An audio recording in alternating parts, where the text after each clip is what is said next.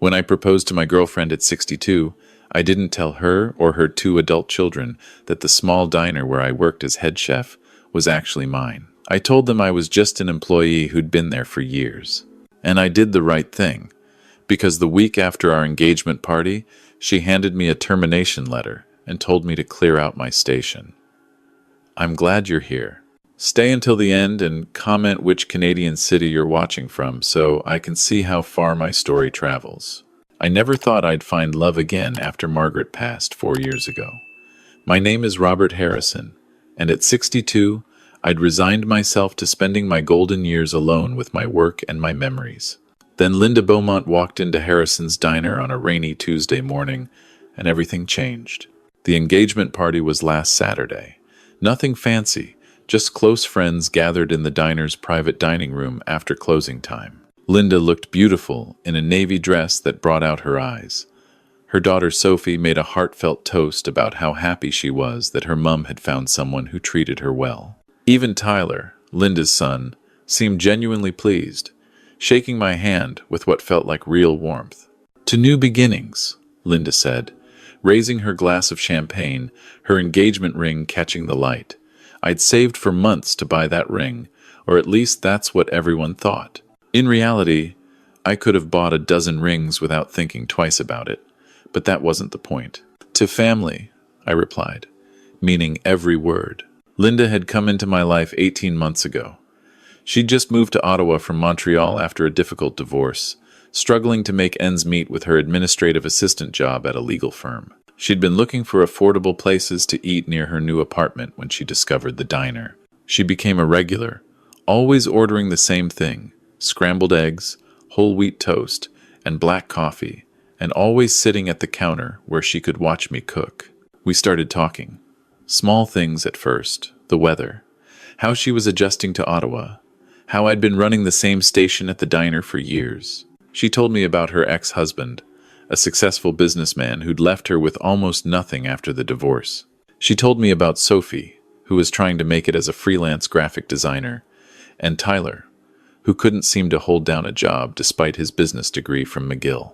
I told her about Margaret, how cancer had taken her too soon, how I'd thrown myself into work at the diner to cope with the grief. I didn't mention that Margaret and I had built Harrison Restaurant Group together, that we'd opened 8 successful locations across Ontario, that the diner where I cooked was just our first and favorite location. I didn't mention that I owned the building, or that my net worth was somewhere north of $4.5 million. I had my reasons for keeping quiet. After Margaret died, I'd dated briefly, and I'd quickly learned that mentioning money changed everything. Women suddenly became interested in my investment portfolio rather than who I was as a person. I'd been burned twice by gold diggers who saw a wealthy widower as a retirement plan. So when Linda came along, genuine and kind and seemingly interested in the man behind the apron, I kept my mouth shut about the money. I presented myself as Robert Harrison, head chef, a simple man who made a modest living doing what he loved. The real owner, I told everyone, was some corporation that I rarely dealt with. It wasn't entirely a lie. Harrison Restaurant Group was indeed a corporation, and I had set up a management structure that allowed me to work as a chef without day-to-day ownership responsibilities being obvious. Linda appreciated simplicity, or so she said. She loved how I was content with my life, how I didn't chase wealth or status like her ex-husband had. She said she wanted stability, not luxury. She wanted someone reliable, someone who showed up every day and did honest work. I believed her. The morning after our engagement party, I woke up early as always and drove to the diner. Sunday mornings were usually quiet, but I liked being there, prepping for the Monday rush, checking inventory, making sure everything was ready. The diner had been Margaret's dream, a place where everyone felt welcome, where the food was good and honest, where regulars became family. When I unlocked the back door, I found Linda already inside, sitting at my desk in the small office off the kitchen. With her was Tyler, and a man I'd never seen before, tall, well-dressed, with silver hair and an expensive watch. "Linda?" I said, confused. "What are you doing here? How did you get in?" She looked up at me, and her expression stopped me cold. The warmth I'd grown used to seeing in her eyes was gone, replaced by something hard and calculating. "Robert, sit down," she said. "We need to talk." "About what?" I glanced at Tyler, who wouldn't meet my eyes, then at the stranger, who was looking at me with barely concealed contempt. "About your future," Linda said. She slid a document across the desk. "This is a termination letter. Your services as head chef are no longer required at this establishment." I actually laughed. It was so absurd. "Linda, what are you talking about? You can't fire me. You don't work here." "Actually, I can." She pulled out another document. "This is a lease agreement for this property. As of yesterday, I'm the new tenant and operator of this location. The previous lease had a clause allowing for staff changes upon change of management." My blood ran cold. "What lease agreement? What are you talking about?" The well-dressed man spoke for the first time. "Mr. Harrison, my name is Victor Chen. I'm a business consultant specializing in restaurant acquisitions. Miss Beaumont approached me several weeks ago about taking over operations of this establishment. The building's owner was quite amenable to the arrangement." "The building's owner," I repeated slowly.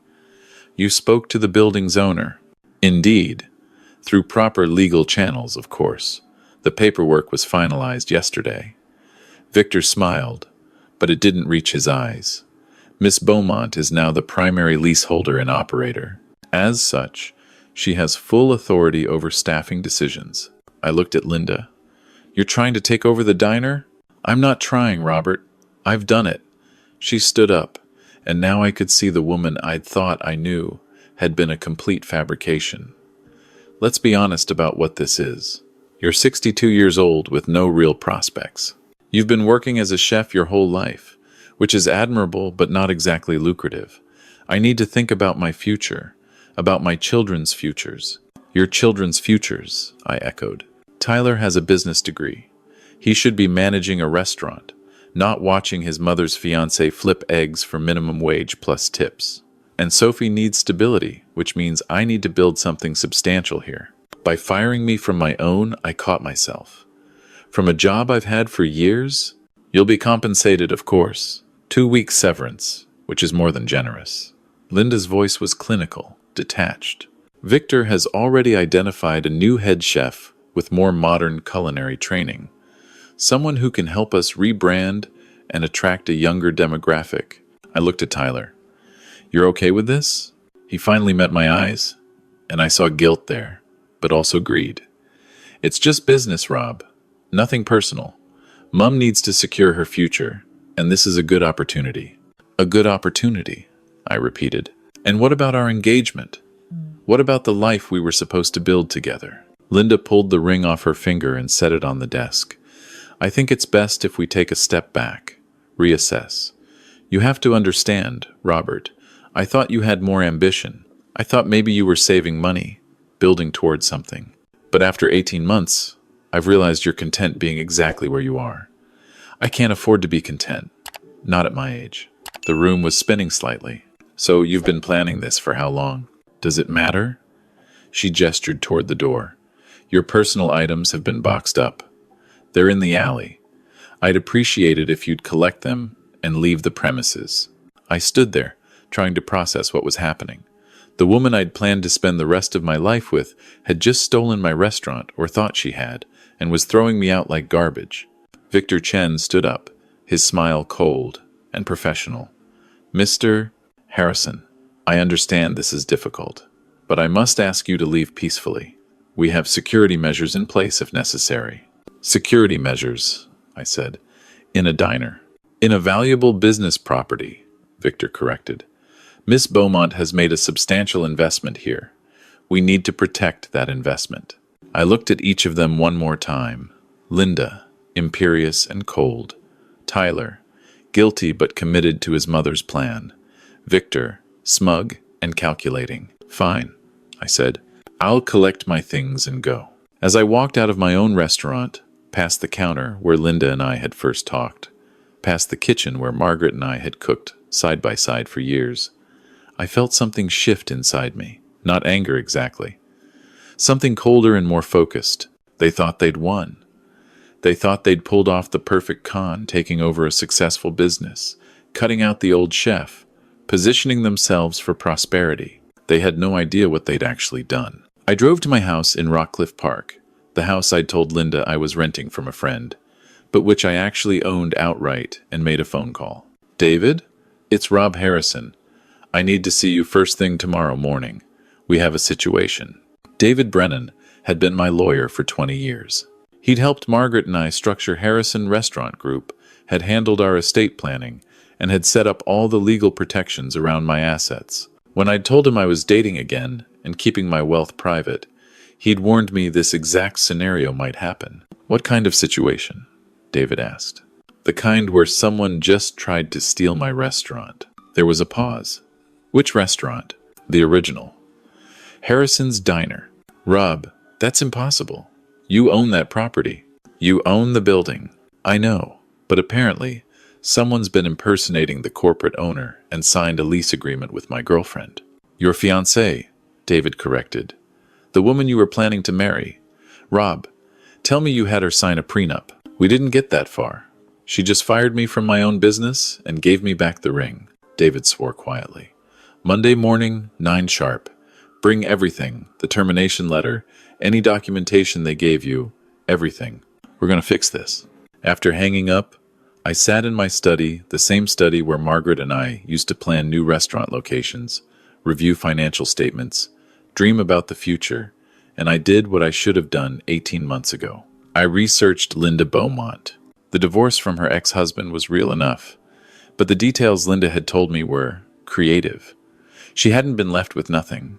According to public records, she'd received a settlement of $480,000, plus 3 years of spousal support at $3,600 a month. She'd also kept her half of their jointly owned house in Montreal, which she'd sold for $390,000. Linda Beaumont had walked away from her marriage with close to $900,000. She wasn't struggling. She'd been lying to me about her financial situation from the very beginning. I kept digging. Her LinkedIn profile showed she'd worked as an administrative assistant for exactly 3 months before pursuing entrepreneurial opportunities. Before that, there was a gap of nearly 2 years. Before that, she'd worked as an executive assistant to the CEO of a pharmaceutical company until she'd been let go for undisclosed reasons. Her social media was more interesting. Photos from 2 years ago showed her with a different man, older, well-dressed. The captions called him her business partner. The relationship seemed to end abruptly, and then there was a gap in her posts before she started appearing in Ottawa. I found an article in a Montreal business journal from 3 years ago, a lawsuit involving a restaurant investment scheme. Several people had invested money with a company called Beaumont Hospitality Group, which promised high returns on restaurant franchises. The company had dissolved, the investors had lost their money, and Linda Beaumont had been named in the lawsuit but never charged with any crime. The pattern was becoming clear. Linda specialized in targeting men in the food service industry, gaining their trust, accessing their businesses, and then taking over. I'd just been her latest mark, but she'd made one critical miscalculation. She'd assumed I was exactly what I appeared to be, a simple chef, with no resources and no recourse. My phone buzzed. It was a text from Sophie, Linda's daughter. "Rob, can we talk?" "Not about the restaurant. About something else. It's important." I called her immediately. "Sophie, what's going on?" Not over the phone. Her voice was tight with stress. "Can you meet me somewhere? Somewhere Mum won't see us?" 20 minutes later, Sophie and I sat in a Tim Hortons across town.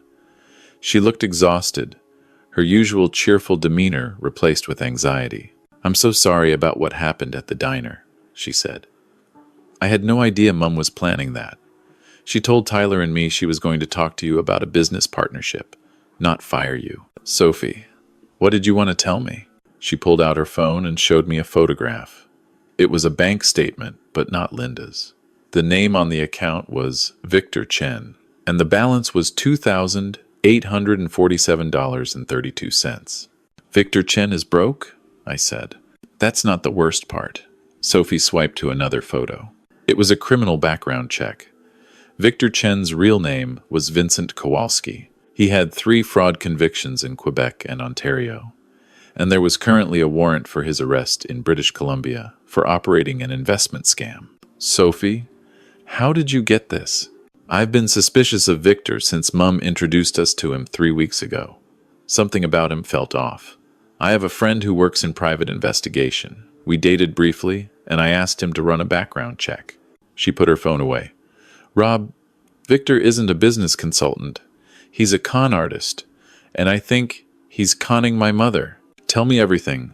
Sophie explained that Linda had met Victor at a business networking event 2 months ago, right around the time Linda and I had started talking seriously about marriage. Victor had presented himself as a successful consultant who specialized in helping people acquire and revitalize underperforming restaurants.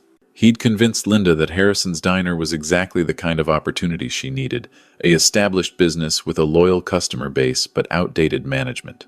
He'd told her that with the right approach, she could take over the lease, modernize the restaurant, and triple its value within a year. All she needed to do was provide him with $50,000 for legal fees, permits, and initial operating costs. He'd handle all the paperwork, manage the acquisition, and ensure everything was done properly. Linda had given him the money 2 weeks ago, the same week she'd accepted my proposal. She wasn't planning to marry you, Sophie said quietly. She was planning to use you to learn everything about the diner's operations, then take it over with Victor's help. Tyler knew about it. He's been helping her gather information about suppliers, costs, everything. And you didn't know? I knew Mum was working on some kind of business deal. I didn't know it involved betraying you. Sophie's eyes filled with tears. Rob, you've been so good to her. To all of us. You helped me with my website design when I was starting out.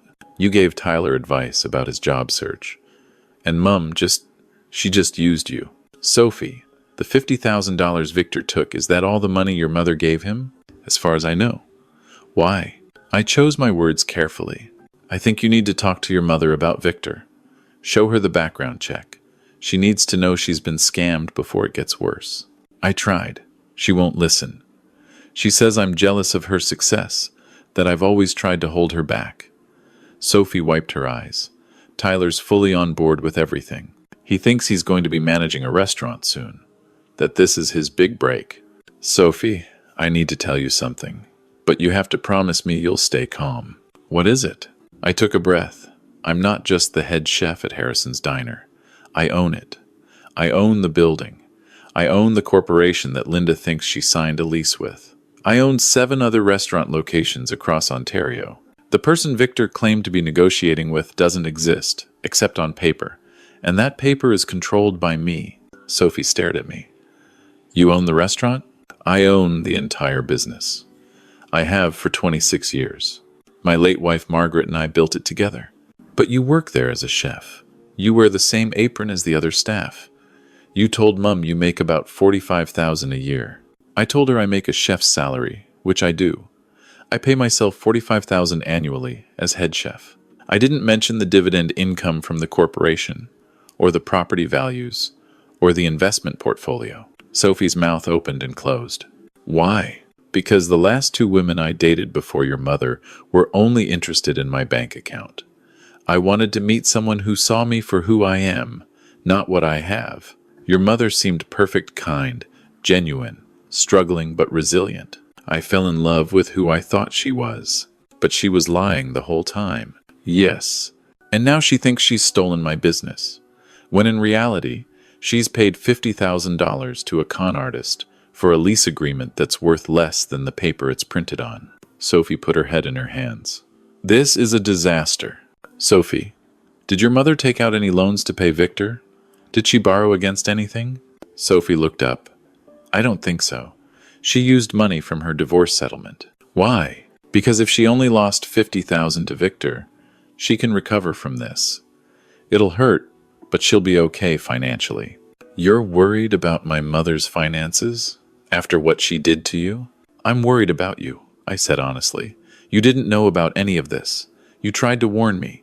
You deserve better than to watch your mother destroy herself. Sophie was quiet for a long moment. What are you going to do? Monday morning, I'm meeting with my lawyer. We're going to straighten out the legal situation with the diner. As for your mother, that depends on what she does next. She's planning to open the restaurant under new management tomorrow. Victor's supposed to bring in the new chef. Then tomorrow is going to be very educational for everyone involved.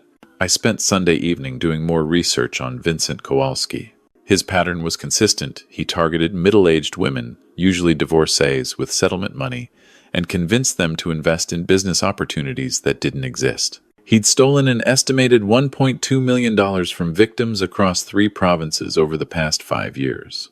The lease agreement Linda thought was legitimate had been forged.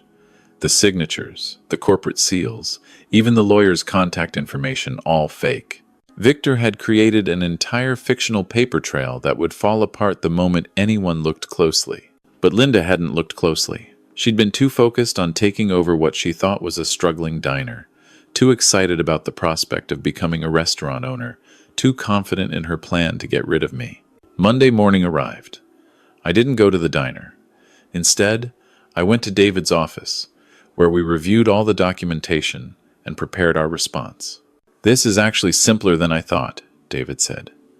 "The lease agreement is fraudulent. We report it to the police. They arrest this Victor character, and your ex-fiancée learns a very expensive lesson about due diligence." "What about the restaurant?" "She's planning to open it today with new staff." "That's trespassing. You want me to have the police remove her?" I thought about Linda standing in my restaurant, believing she'd won. I thought about Sophie, caught in the middle of her mother's scheme. I thought about Tyler, foolish but not malicious, believing he was finally getting his shot at success. "Not yet," I said. "Let her open. Let her see how difficult it actually is to run a restaurant. Then we'll have a conversation." David raised an eyebrow. "You're a kinder man than I would be." "I'm not being kind. I'm being strategic." At 11 o'clock, I drove to Harrison's Diner. There was a new sign in the window. "Under new management, grand reopening today." I walked in to find chaos. Linda was at the host stand, looking stressed. Tyler was in the kitchen, where smoke was pouring from one of the stoves.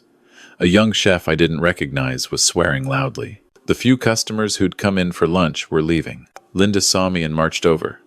"What are you doing here?" "I told you you're not welcome." "I came to see how opening day is going," I said mildly. "It's going fine. We're just working through some technical issues." "Technical issues like not knowing how to use commercial kitchen equipment?" "We'll figure it out." "Where's Victor?" "I thought he was bringing in this amazing new chef." Linda's expression flickered. "He's delayed. He'll be here this afternoon." "Linda, he's not coming." "What?" "Victor Chen isn't a business consultant. His real name is Vincent Kowalski, and he's a con artist with 3 fraud convictions. The lease agreement he gave you is worthless. He took your money and disappeared." The color drained from her face. "That's not true. You're lying because you're angry about being fired." I pulled out my phone and showed her the same criminal background check Sophie had found. "I'm not lying. And you didn't fire me, because you never had the authority to fire me. I have the lease agreement. I'm the operator of this restaurant. You have a forged document." "Linda, I need you to listen very carefully. This restaurant, this building, this entire property, I own it. I've owned it for 26 years. Harrison's Diner isn't leased from some distant corporation. I am the corporation." "That's impossible." "You're a chef." "I'm a chef who owns 8 restaurants across Ontario, worth a combined $4.5 million. I kept my voice calm. "The person Victor claimed to negotiate with doesn't exist. He stole your money and gave you fake paperwork. You just tried to take over a business from its actual owner, and you paid $50,000 for the privilege." Linda grabbed the counter to steady herself. No, this isn't," Victor said. "Victor is a criminal, and you need to call the police right now before he gets away with your money." Tyler emerged from the kitchen, his face streaked with soot. "Mum, I can't get the ventilation system to work, and the new chef just quit. He said the equipment is too old, and he's not dealing with. He saw me. What's he doing here?" "Tyler," I said, "your mother needs to sit down, and then she needs to call the police." "Why would she call the police?" "Because she's been conned out of $50,000 by a career criminal." For the next hour, I watched Linda's carefully constructed plan collapse completely. The police arrived. Detective Morrison, no relation, took statements from everyone. The lease agreement was immediately identified as fraudulent. An APB was put out for Vincent Kowalski, though Detective Morrison warned us that he'd probably already left Ontario. Miss Beaumont, the detective said, I have to ask, did you conduct any due diligence before giving this man money? Did you verify his credentials, check his references, consult with a real lawyer? Linda sat at one of the diner's tables, her head in her hands. He seemed so professional. He had business cards, a website, testimonials, all fake, Detective Morrison said. Mr. Kowalski has been running this scam for years. You're his 8th known victim. Can we get the money back? We'll do our best. But I'll be honest with you, recovery rates in these cases are very low. He's likely already moved the funds offshore. After the police left, Linda looked up at me. You knew all along that you owned this place, and you let me make a fool of myself. I didn't let you do anything, Linda. You chose to try to take over my business. You chose to pay a stranger $50,000 without proper verification. You chose to terminate my employment, or thought you did, the week after I proposed to you. I thought you were just a chef. I am a chef. But I'm also a businessman. And I'm someone who learned a long time ago that people often show you who they really are when they think you can't do anything about it. Tyler, who'd been sitting silently through all of this, finally spoke. Rob, we didn't mean for it to go this way. Mom just wanted to secure our futures. By stealing mine? We didn't think it was stealing. Victor said it was a legitimate acquisition. And you believed him because you wanted to believe him. Because the idea of managing a restaurant sounded better than actually earning your way into that position. Linda stood up abruptly. You don't understand. I've been struggling since the divorce. I've been trying to build something stable for my children. Linda, I've seen your divorce records. You received nearly $900,000. You're not struggling financially. You're struggling with reality. Her face crumpled. You investigated me? After you fired me from my own business? Yes, I investigated you. And I learned that this isn't the first time you've tried something like this. Montreal, 3 years ago. Beaumont Hospitality Group. Investment fraud targeting restaurant owners. I was never charged. No, but you were involved. And now you've graduated from helping someone else commit fraud to trying to commit it yourself. Sophie, who'd been standing quietly by the door, finally stepped forward. Mom, Rob's right. This has to stop. Sophie, not you too? Yes, me too. I'm tired of watching you chase schemes instead of building something real. I'm tired of lying for you, covering for you, pretending everything's fine when it's not. Linda looked between us. You're taking his side? I'm not taking sides. I'm trying to save you from yourself. The anger seemed to drain out of Linda all at once, leaving only exhaustion. What happens now? I'd been thinking about that question all morning. Linda had tried to steal my business, but she'd also been victimized by Vincent Kowalski. She'd betrayed me, but she was also Sophie's mother. Justice was complicated. Now you leave, I said. You collect whatever belongings you brought here, and you leave my property. The fake lease agreement is void. You have no legal claim to anything here, and if you try to come back, I'll have you arrested for trespassing. And then?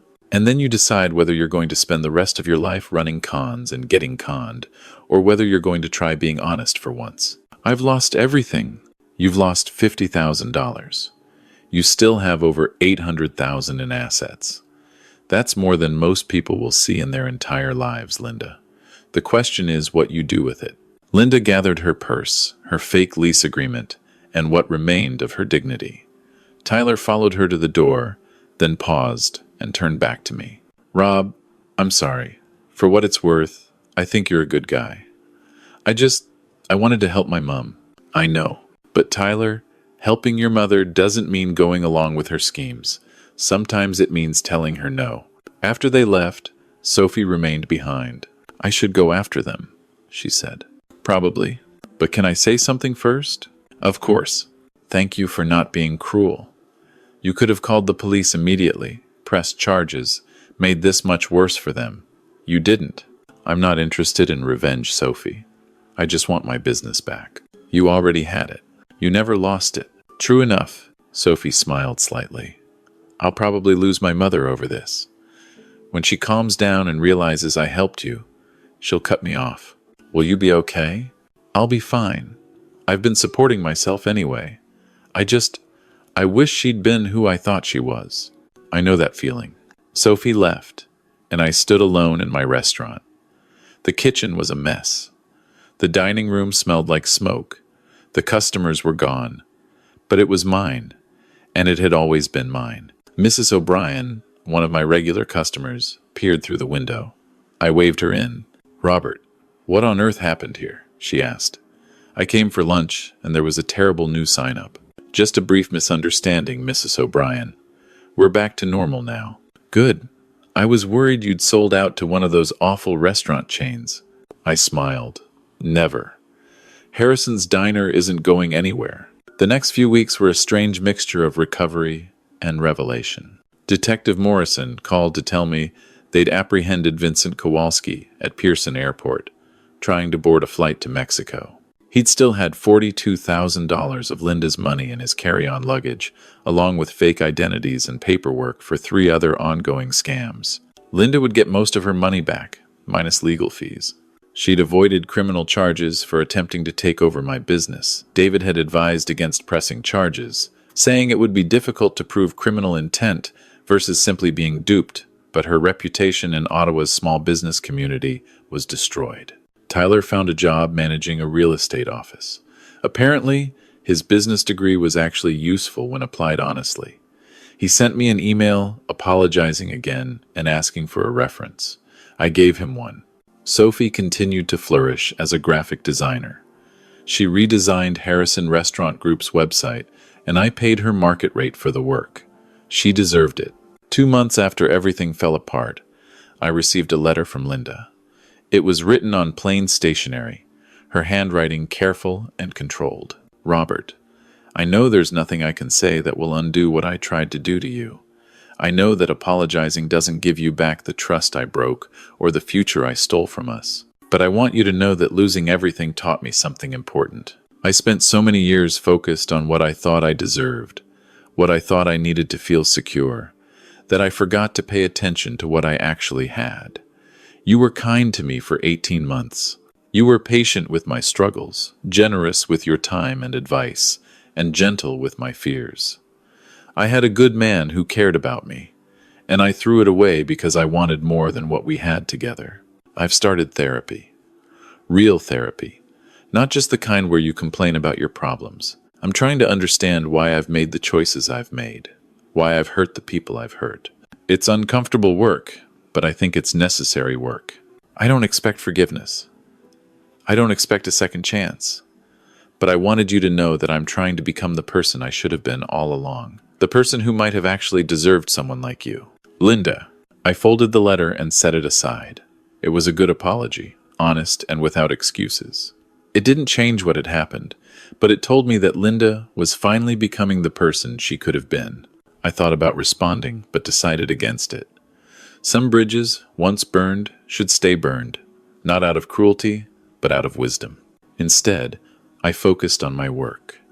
The diner thrived. My other restaurants continued to do well. I hired Sophie to help with marketing across all our locations, and she brought fresh ideas and youthful energy to the brand. 6 months after the incident, Mrs. O'Brien brought her granddaughter to the diner for lunch.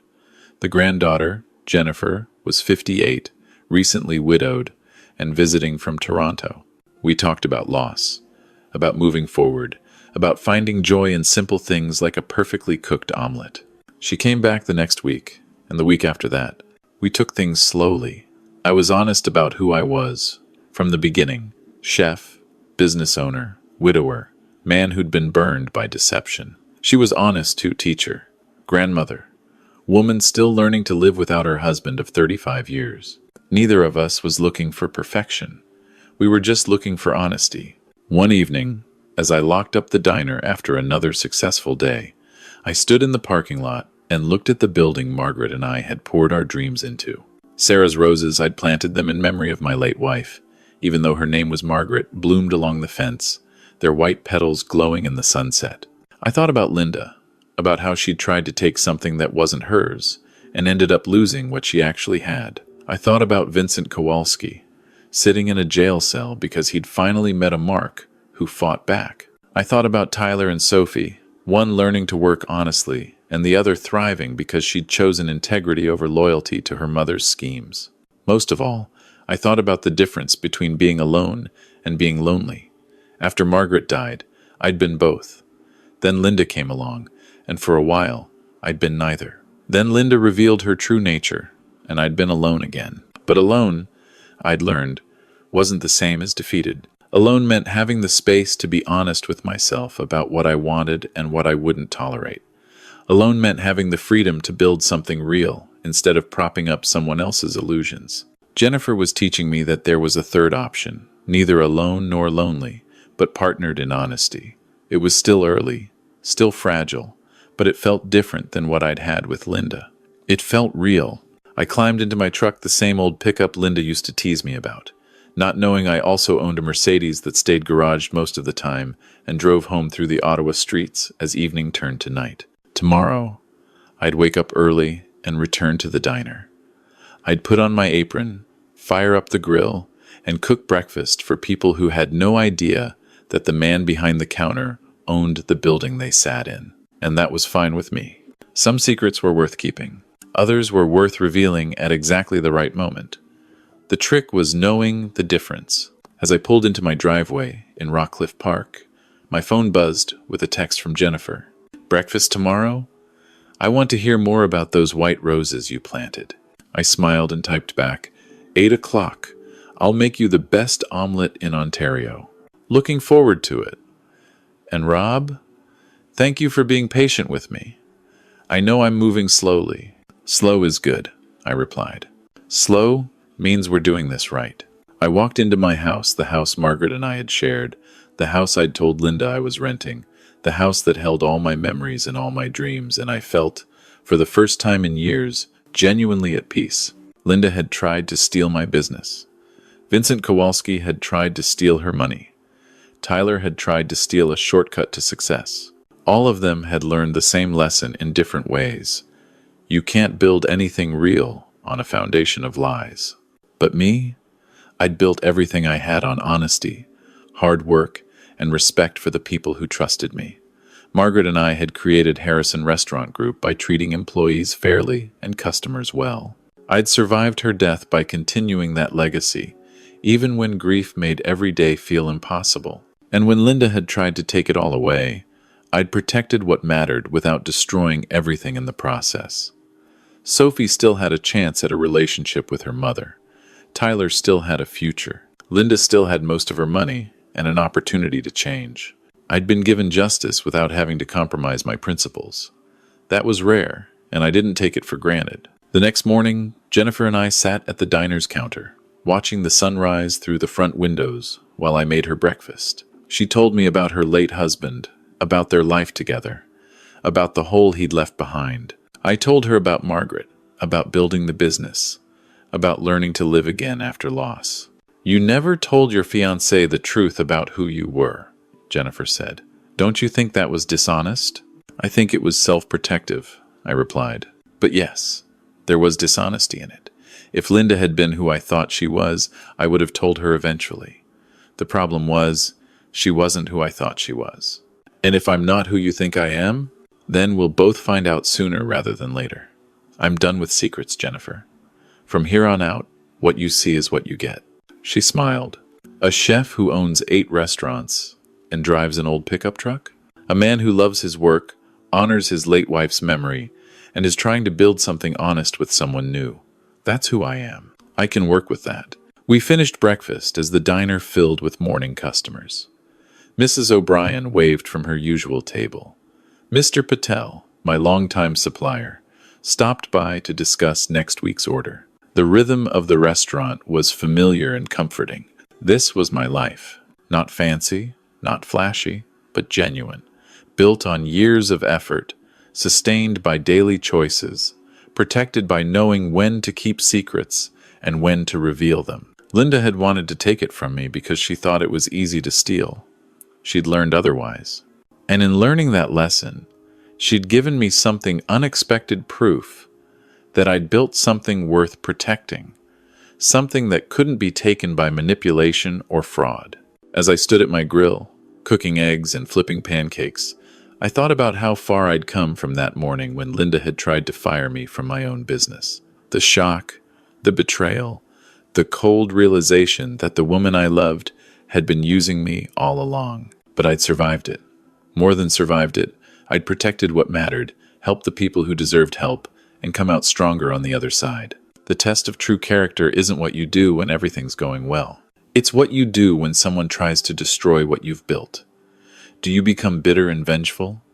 Do you lash out and try to hurt them as much as they hurt you? Or do you protect what's yours while still leaving room for mercy and growth? I'd chosen the latter path. And sitting there with Jennifer, serving my regular customers, running the business Margaret and I had created together, I knew I'd made the right choice.